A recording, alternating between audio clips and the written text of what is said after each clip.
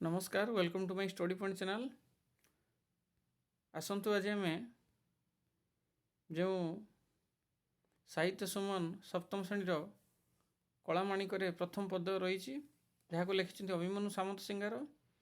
आज आम से प्रथम पद्य को आलोचना करवा एवं तार कठिन शब्द गुड़ी को जाना एवं ए पद्यर भावार्थ को बुझा। धीरे खिन कानन कुसुम विलंबित बात्सल्य ममता खेनी भाड़ुंट मात कला माणिक निधन संकाली मोर दरिद्र पसरा अंधल उड़ी बाबुरे हृद रत्नहारा कला माणिक मजीव जीवन तुई नयन प्रतिमा तोते कि पाशुरी हेब मोर सुख सीमा कला माणिक डरु थाऊ अंधार को रखी जाऊ घोरू जनक जननी सुख काई पाई सारू कला माणिक एभली आपण स्वर कर पढ़े। देखु एबे आमे एटा पढ़िया पूर्वर पुणी आउ थे आम जा कविंकर परिचय विषय टी जाना। आसतु कवि परिचय परिचय जाना। कवि होउचंती अभिमन्यु सामंत सगार जी कि आपणकर रीतिजुगीय कवि है। रीतिजुगीय कवि अभिमन्यु सामंत सगार जाजपुर जिला बालियार सामंत परिवार जन्म करते 1760 मसीह जन्म करते। केते 1760 मसीह जन्म करते। से पिलादिन सुंदर कविता रचना करते। लेखा भितर विदग्ध चिंतामणि कौन कौन लेखा सब देखु सुंदर सुंदर लेखा सब रही। विदग्ध चिंतामणि प्रेम कला रसवती बाघ गीत सुलक्षणा चढ़ई गीत बोले हुंटी अन्यतम कलामाणिक विदग्ध चिंतामणि काव्यर 67 छांदर आणाई। देखो ये इंपोर्टेंट कथा मन रख पिला माने कलामाणिक कौटू आसी ना विदग्ध चिंतामणि काव्यर 67 छांदर अणा जाइछि। एटा सरलार्थ लिखला बेले जो लंकुशान लिखिब यहाँ मेनसन कर। एथिरे कृष्ण संध्या समय गोपपुर को गोरुपल को धरी फेरबार विलम्ब हो माता यशोदा मन में वात्सल्य ममता प्रकाश पाई व्यस्तता प्रकाश पाई। से कुआड़े गले कृष्ण कहीं विलम्ब हो फेरवा को ए विषय से चिंता करछंती। यही कवितार मातृहृदयर आवेग भरा वात्सल्य प्रेम वास्तव चित्र प्रतिफलित होइछि। देखंतु ये थिला हमर कवि परिचय जहाँ को अभिमन्यु सामंत सिंगार कवि लिखिं। आसतु बढ़िया कविता बहुत सुंदर तुम्हें पढ़ला बेले पूरा लहर करी सुंदर करी पढ़ो। जेहेतु टाइम नहीं वीडियो बहुत लंबा हो तेणु आम स्वर को बेसी आगू आगेबानी। देख धीर घेन कानन रे कुसुम विलंबित वात्सल्य ममता घेनी बाड़ुंट मात। देख ये कवि कौन कहते ना धीरे घेन कानन रे कुसुम विलंबित कृष्ण आसवा को विलंबित होता लेट होता डेरी हो आसबारे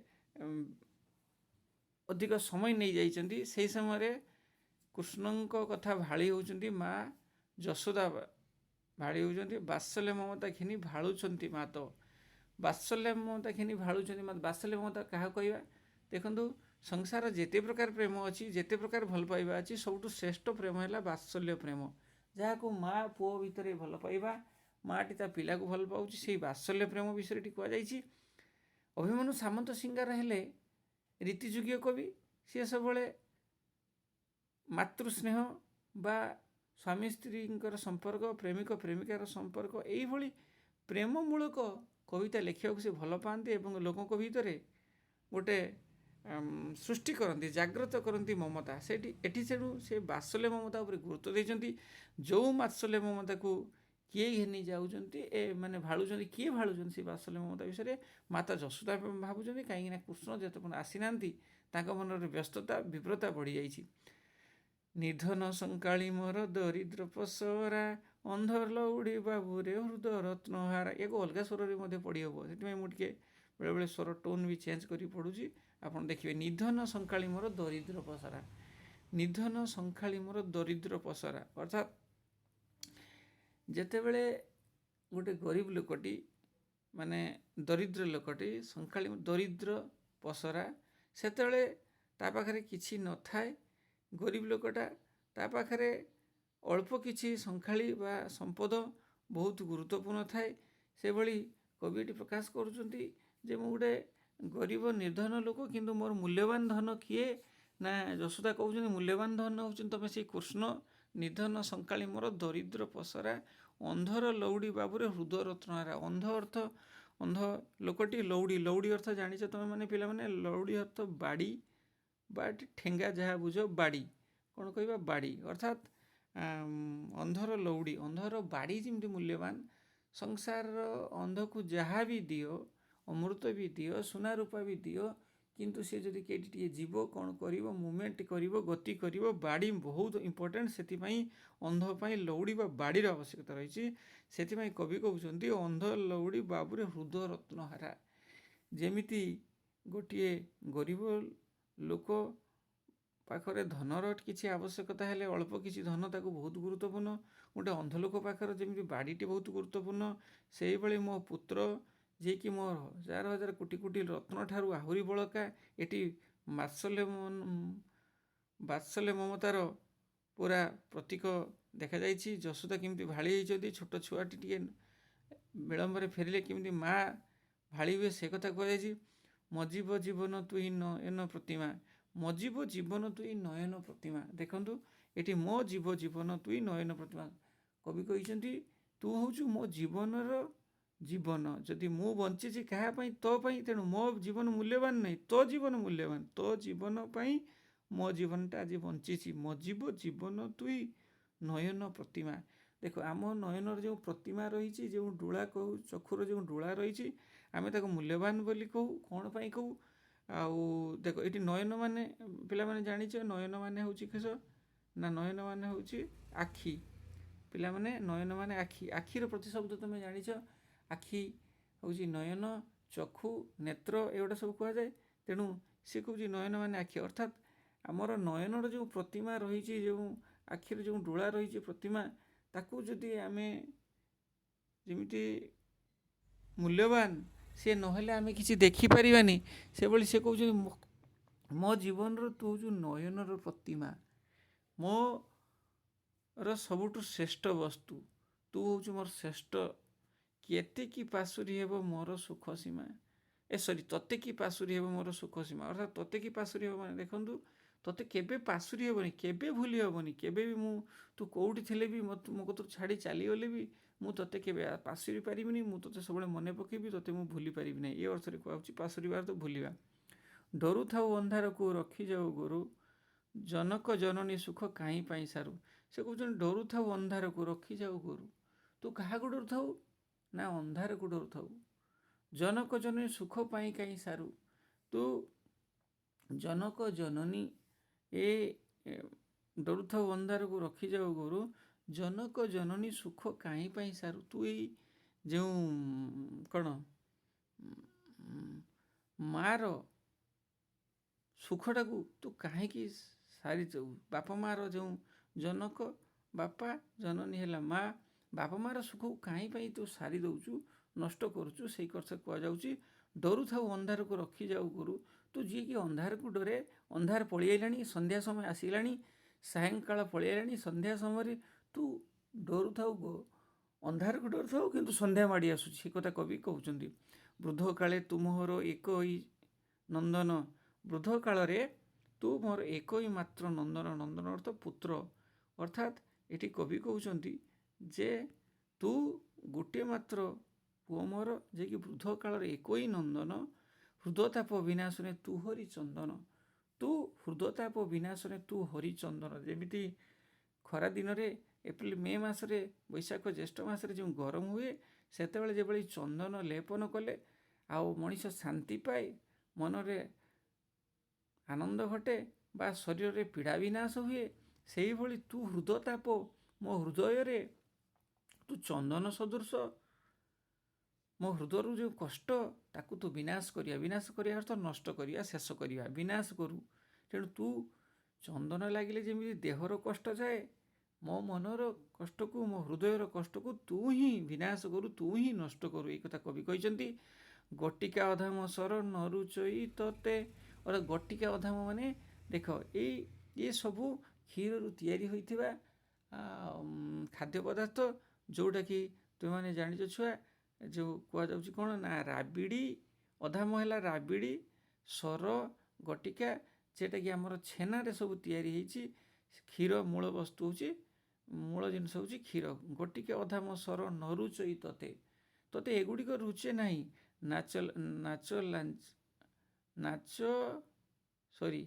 ନାଚ ଲାଞ୍ଚ ମାଗୁଥାଉ ଲବଣୀ କେମନ୍ତେ। ତୁ ଲବଣୀ ଖାଇବା ପାଇଁ ଆହୁରି ନାଚି ଲାଞ୍ଚ ମାଗୁଥାଉ। ଦେ ମୋତେ ମା ଲବଣୀ ଦେ କହିକି ତୁ କାନ୍ଦୁଥାଉ, ଗୋଡ଼ ଖଚାଡ଼ୁଥାଉ। ଏଇ କଥାରେ କବି କହିଛନ୍ତି ତୋଳି ମୁଁ ଧଇଲେ ଗୋଳି ହୋଇଯାଉ ତୁଇ।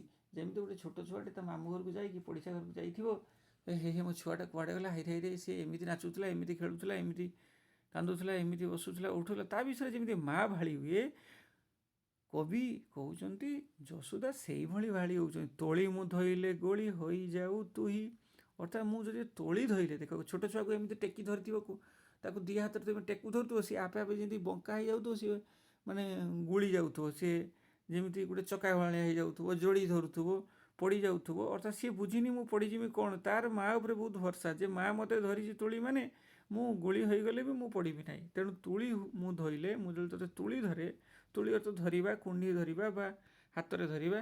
ତୁଳି ମୁଁ ଧଇଲେ ଗୁଳି ହୋଇଯାଉ ତୁଇ, ତ ଦୁର୍ବଳ ଦେଖି କାହିଁ ପଶିବଇ ମୁହିଁ। ତ ଦୁର୍ବଳ ଦେଖି, ଅର୍ଥାତ୍ ସିଏ କିସ କରେ ନା ମାଆକୁ ବେଳେବେଳେ ଛୋଟ ଛୁଆ ଚାଲାକିରେ ମା ସହିତ ଏମିତି କି ମାଆକୁ ମୋଟିଭେଟ୍ କରିଦିଅନ୍ତି, ମାଆକୁ ମାଆଟା ଦେ କହିକି ଯେଉଁ ଅଳି କରିବା, ଅଝଟ କରିବା। କବିତାର ପିଲାର କୃଷ୍ଣଙ୍କର ଅଳି ଅଝଟ କଥା ଏଇଠି କହିଛନ୍ତି ଏବଂ ମା କେମିତି ସେଇ ଅଳି ଅଝଟ କଥା ଭାଳେଇ ହେଉଛି, ସ୍ମୃତିଚାରଣ କରୁଛି, ତାଙ୍କର ମନେ ପଡ଼ିଯାଉଛି, ସେଇ କଥା ଏଠି କବି କହିଛନ୍ତି। ଡାଙ୍କିନି ଲୋଭାନ୍ତି ବୋଲି ଡରୁଥାଉ ମନେ, ଡାଙ୍କିନି ଲୋଭାନ୍ତି ବୋଲି ଡରୁଥାଉ ମନେ, ବାର ବାର ବାରୁଥାଇ ଯିବା ପାଇଁ ବନେ। ଯେ ଡାଙ୍କିନି ଅର୍ଥ ଡାହାଣୀ, ଡାହାଣୀ ବା ବିଭିନ୍ନ ବସ୍ତୁ ଗୁଡ଼ିକ ଯେଉଁଗୁଡ଼ିକ ଛୁଆମାନଙ୍କ ଉପରେ ନଜର ପକାନ୍ତି, ଜୀବ ଗୁଡ଼ିକ, ଯେ କି ଡାଙ୍କିନି ଡାହାଣୀ, ଏଇ ବର୍ଷ କୁହାଯାଇଛି ଲୋଭାନ୍ତି ବୋଲି ଡରୁଥାଉ ମନେ, ତୁ ସେମାନଙ୍କୁ ଡରୁଥାଉ ମନେ, ବାର ବାର ବାରୁଥାଇ ଯିବା ପାଇଁ ବନେ। ମୁଁ ତ ତାକୁ ବାରମ୍ବାର ମନା କରୁଛି ଯେ ତୁ ବନକୁ ଯାଆନା, ଯେହେତୁ ତୁ ଡାହାଣୀ ଯୁଗୁଣୀ ଏମାନଙ୍କୁ ସବୁ ଡରୁ, ଯିବା ପାଇଁ ବନେ। ନିଶାଚର ମାତିବାର ଶୁଭୁଛି ଶ୍ରୁତି କି, ମୁଣ୍ଡାଙ୍କୁଣି ଛାଡ଼ିଦେଲି ବନକୁ କାହିଁକି। ଅର୍ଥାତ୍ ନିଶାଚର ମାତିବାର ଶୁଭୁଛି ଶ୍ରୁତି କି। ନିଶାଚର ମାନେ ନିଶା ଅର୍ଥ କିସ ଛୁଆମାନେ ଜାଣିଛ? ନିଶା ଅର୍ଥ ହେଉଛି ରାତି, ହେଲା, ନିଶା ଅର୍ଥ ରାତି। ତେଣୁ ସେ କହୁଛି ନିଶାଚର ମାତିବାର ଶୁଭୁଛି ଶ୍ରୁତି କି, ଅର୍ଥାତ୍ ମନରେ ବାସଲ୍ୟ ମମତାରେ ଏତେ ବୁଡ଼ି ଯାଇଛନ୍ତି, ସେ କହୁଛନ୍ତି ନିଶାଚର ମାତିବାର ଶୁଭୁଛି ଶ୍ରୁତି କି। ମାନେ ରାତିର ଯେଉଁମାନେ ଚରଣ, ନିଶା ଅର୍ଥ ରାତି, ରାତିରେ ଯେଉଁମାନେ ଚରଣ କରନ୍ତି ତାଙ୍କୁ ନିଶାଚର, ଅର୍ଥାତ୍ ଯେଉଁ ଅଶରୀରୀ ବା ଯେଉଁ ଡାଙ୍କିନୀ ବା ଡାହାଣୀ, ସେମାନେ ରାତିରେ ବୁଲନ୍ତି। ଶୁଭୁଛି ଶ୍ରୁତି, ଶୁଣାଯାଉଛି, ଶ୍ରୁତି ଅର୍ଥ ଶୁଣିବା, ଶୁଣାଯାଉଛି ଯେ କିସ ହେଉଛି ନା ସେମାନଙ୍କର କ'ଣ ଶୁଭୁଛି, ତାଙ୍କ ଶ୍ରୁତିକି ତାଙ୍କର ବିଷୟରେ ଶୁଣାଯାଉଛି। ମୁଁ ଡାଙ୍କୁଣି ଛାଡ଼ିଦେଲି ବନକୁ କାହିଁ, ସେ କହୁଛନ୍ତି ନିଜକୁ ଡଙ୍କୁଣି ସହିତ, ନିଜକୁ ଡାହାଣୀ ସହିତ ପ୍ରମାଣ କରୁଛନ୍ତି। କହୁଛନ୍ତି ମୁଁ କେନେ ଡଙ୍କୁଣି ଛାଡ଼ିଦେଲି, ମୁଁ କେତେ ଭୁଲ, ହାଏ ହାଏ ମୋ କର୍ମ ଖରାପ, ମୋ ଭାଗ୍ୟ ଖରାପ, ମୁଁ କାହିଁକି ଛାଡ଼ିଦେଲି। ଝାଳ ବହୁଥିବ ଅଙ୍ଗୁ ଲାଗି ଝାଞ୍ଜି ଖରା, ସେ କହୁଛନ୍ତି ଏଭଳି ଯେଉଁ ଖରାଦିନର ଯେଉଁ ଖରା ତାର ଅଙ୍ଗରେ, ତାର ଦେହରେ ଲାଗିକି ଝାଞ୍ଜି ଖରା, ଶ୍ରମ ପାଇଁ ତରୁ ତଳେ ବସିଥିବ ପରା। ତା ଦେହଟା କିସ ହେଉଥିବ ନା ଝାଳ ବହୁଥିବ ଅଙ୍ଗୁ, ତେଣୁ ସେ କଷ୍ଟ ପାଇକି, ଶ୍ରମ ଅର୍ଥ କଷ୍ଟ, କଷ୍ଟ ପାଇଥିବ, କଷ୍ଟ ପାଇକି ତରୁ, ତରୁ ଅର୍ଥ ଏଠି ଗଛ, ତରୁ ଅର୍ଥ ଗଛ, ଆଉ ଗଛ ତଳେ ବସିଥିବୁ ପରା। ସେ କେଠି ବସିଥିବୁ ଆମେ ଜାଣିଛେ, ଯେତେବେଳେ ଗୋରୁ ମୁଣିବାକୁ ଯାଇଥିବେ, ଯେଉଁମାନେ ଯାଇଥିବେ ଦେଖି ଜାଣିଥିବେ, ଗୋରୁ ମୁଣିବାକୁ ଯାଇଥିବେ ବା ଯେଉଁଠି ଗୋଟେ ବାଟୋଇଟେ ଯାଉଛି, ଯେତେବେଳେ ଖରା ବେଶୀ ହେଲା ଆମେ କେଉଁଠି ବସୁଛେ, ଗଛ ତଳେ ବସୁଛେ। ସେ କହୁଛନ୍ତି ତୁ ଯେତେବେଳେ କଷ୍ଟ ପାଇଥିବୁ, ଶ୍ରମ ପାଇଥିବୁ, ଏଇ ଖରାରେ ତୋ ଦେହ ଯେତେବେଳେ ଅଙ୍ଗରୁ ଝାଳ ବହୁଥିବ, ତୁ ବ୍ୟସ୍ତ ହେଇକି ଯାଇକି ତରୁ ତଳେ, ଗଛ ତଳେ ବସିଥିବୁ। ତାପରେ କବି କହିଛନ୍ତି ପୁଣି, ନେଲୁ ନାହିଁ କାହିଁ ପାଇଁ ତ କଠାଉ ଛତା, ବନେ କଣ୍ଟା ଲାଗି ହୁଏ ମୃଦୁ ପାଦ ଚିନ୍ତା। ନେଲୁ ନାହିଁ କାହିଁ ପାଇଁ ତ କଠାଉ ଛତା, ତୁ କ'ଣ ପାଇଁ କଠାଉ ଆଉ ଛତା ନେଲନି। ଆଜିକାଲି ଯୁଗରେ ସିନା ଜୁତା ସବୁ ହେଇଯାଇଛି, ଭେରାଇଟି ପ୍ରକାର ଜୁତା, ସେତେବେଳେ ଜୁତା ନଥିଲା, ସେତେବେଳେ କଠାଉ। ଯେମିତି ରାମଚନ୍ଦ୍ର କଠାଉ ଆଣିକି ଆମର ଲକ୍ଷ୍ମଣ ପୂଜା କରୁଥିଲେ, ବେଦୀ ଉପରେ ରଖିକି ବା ସିଂହାସନ ଉପରେ ରଖିକି। ତେଣୁ କଠାଉ ଏଠି ହେଉଛି କ'ଣ କହିବା, ଏଠି ତାକୁ ଆମେ ଜୁତା କହିବା, ଚପଲ କହିବା, ବା ତୁମେ ଜାଣି ରଖିଥାଅ କାଠରେ ନିର୍ମିତ ହୋଇଥିବା ଜୁତା ଭଳି ଜିନିଷ ଯେଟାକି ତୁମେ ଛବିରେ ମଧ୍ୟ ଦେଖିଥିବ ବହୁତ ଥର। କଠାଉ ବନେ କଣ୍ଟା ଲାଖି ହୁଏ ମୃଦୁପାଦ ଚିନ୍ତା। ଯଦି ତୁ କଠାଉ ନେଇଥାନ୍ତୁ ତାହେଲେ କ'ଣ ହେଇଥାନ୍ତା? ବନରେ ଆଉ କଣ୍ଟା ଲାଗିନଥାନ୍ତା, ତୋର ମୃଦୁପାଦ ଚିନ୍ତା। ମୃଦୁ ଅର୍ଥ ହେଉଛି କୋମଳ। ଦେଖ ପିଲାମାନେ, ମୃଦୁ ଅର୍ଥ ହେଉଛି କୋମଳ। ଅର୍ଥାତ୍ କବି କହୁଛନ୍ତି ଯେ ସେ କୃଷ୍ଣଙ୍କର ପାଦଟି କୋମଳ। ତୁମେ ଜାଣିଛ ଛୋଟ ଛୁଆଙ୍କ ପାଦ ସବୁବେଳେ କୋମଳ। ସେଠି କଣ୍ଟା ଫଣ୍ଟା ବାଜିଯିବ, ଅଳ୍ପ କିଛି ଆଘାତରେ ବି ସେମାନଙ୍କର ଦରଜ ଆସିଯାଇଥାଏ। ତେଣୁ କବି କହୁଛନ୍ତି ସେ କୋମଳ, ବନେ କଣ୍ଟା ଲାଗି ହୁଏ ମୃଦୁପାଦ ଚିନ୍ତା। କାନ ଡେରି ଥାଉ ଏକା ତୋ ବେଣୁ ଗୀତକୁ। କାନ ଡେରି ଥାଇ ଏକା ତୋ ବେଣୁ ଗୀତକୁ। ତୋର ବେଣୁ ମାନେ ହେଉଛି, ଏଇଟା ହେଉଛି ବଇଁଶୀ। ବଇଁଶୀ ଗୀତକୁ କ'ଣ କାନ ଡେରି ଥାଏ, ମୁଁ ସବୁବେଳେ ତୋର କାନ ଡେରି ଥାଏ ତୋର ବଇଁଶୀ ଗୀତକୁ। ଆଜି କିମ୍ପା ଶୁଭୁ ନାହିଁ ଭାବୁଛି ମନକୁ। ସବୁଦିନେ ମୁଁ ତୋର କାନ ଡେରି ଥାଏ, କେତେବେଳେ ତୋର ବଇଁଶୀ ସ୍ୱନ ଶୁଭୁଛି। କେତେବେଳେ ତୁ ଆସୁଛୁ, ଦୂରରୁ ତୋର ବଇଁଶୀ ବାଜି ବାଜିକି ଆସୁଥାଏ, ମୁଁ ଶୁଣୁଥାଏ, ଖୁସି ପାଉଥାଏ, ଆନନ୍ଦ ପାଉଥାଏ, ହେଇ ମୋ ଛୁଆ ଆସିଗଲା। ଯେତେବେଳେ ମା ଦେଖ କାନ ଡେରି ଥାନ୍ତି, ଯେତେବେଳେ ତୁମେ ସ୍କୁଲରୁ ପହଞ୍ଚିବା ଲେଟ୍ ହୁଏ, ବା ତୁମେ ଗୋଟେ କେଉଁଠି ଯାଇଛ ମାନେ ବଜାରକୁ, ଫେରିବାର ଲେଟ୍ ହେଉଛି, ବା ମାମୁଁ ଘରକୁ ଯାଉଛ, ଫେରୁଛ, ମା ବ୍ୟସ୍ତ ବିବ୍ରତ ହେଇଯାଉଛି, ହେଇ ତ ଆସିବ କହିଥିଲା, କାହିଁ ଆସିଲାନି, ରାସ୍ତାକୁ ଚାହେଁ, କାନ ଡେରେ, କାହାକୁ ପଚାରେ, ବୁଝେ, ସେତେବେଳେ ତା କଥା ଭାଳି ହୁଏ। ଶେଷରେ ଏତିକି କଥା କହିବି, ଜାଣି ରଖ, ଗୋଟେ ବାତ୍ସଲ୍ୟ ମମତା କଥା କହିଛି। ଗୋଟେ ଛୋଟ ଛୁଆ ଯେତେବେଳେ ବିଳମ୍ବରେ ଫେରେ, ଯେଭଳି ମା ବ୍ୟସ୍ତ ହୁଏ, କୃଷ୍ଣ ଆସିବାର ବିଳମ୍ବ ଦେଖି ବାତ୍ସଲ୍ୟ ମମତା ଜାଗ୍ରତ ହେଇଛି, ତାଙ୍କ ଭିତରେ ଫୁଟି ଉଠିଛି।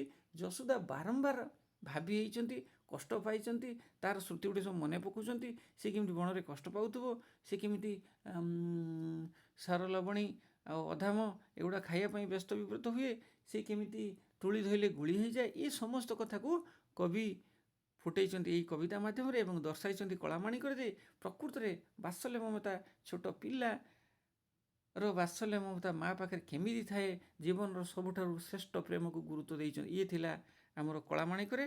ଆମେ ଯିବା, ଯଦିବା ଟିକେ ଭିଡ଼ିଓ ଲମ୍ବା ହେଇଗଲା, କିନ୍ତୁ ସମସ୍ତ କଥା କହିଛି। ଭଲ ଲାଗିଲେ ଚ୍ୟାନେଲକୁ ଲାଇକ୍ ସେୟାର କରିବେ। ନମସ୍କାର, ରହୁଛି।